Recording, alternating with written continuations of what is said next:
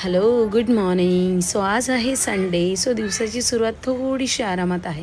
माझं सगळं काही झालं आणि माझी श्रीषा अजूनही झोपले. सो मी सॅटर्डे संडे तिला थोडं लेट उठवते, कारण का एरवी ती खूप लवकर उठते आणि मूल आहे, थोडा आराम केला पाहिजे त्यांनीसुद्धा. आणि ठीक आहे, सुट्टीचा दिवस आहे. सो चला मग आता पुढचा रुटीन. देवाची बत्ती वगैरे झाले, बाप्पाला देवांना सगळ्यात धुवून पुसून आंघोळ वगैरे घालून झाले. तर इथे मी चहा ठेवला आहे आणि इथे मी पीठ मळून घेतलं आहे आणि पीठ मळून ना मी थोडा वेळ ठेवून देते, जेणेकरून ते चांगलं भिजतं आणि मग चपात्या पण मऊ लुसलुशीत होतात. पीठ एकदम सॉफ्ट होतं थोडा वेळ ठेवल्यावर मळून. तर हे आहेत माझे मनुका आणि बदाम. तर मी श्रीषाला आणि मला सेम क्वांटिटीमध्ये मनुका आणि बदाम भिजत घालते आणि दुसऱ्या दिवशी आम्ही खातो. तर मी मनुकाचं पाणीसुद्धा पिते आणि मनुका खाते. तर हे आहे चहा.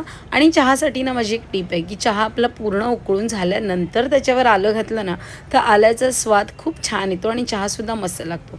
आणि मी साखरसुद्धा नंतरच टाकते जेव्हा मी आलं टाकते.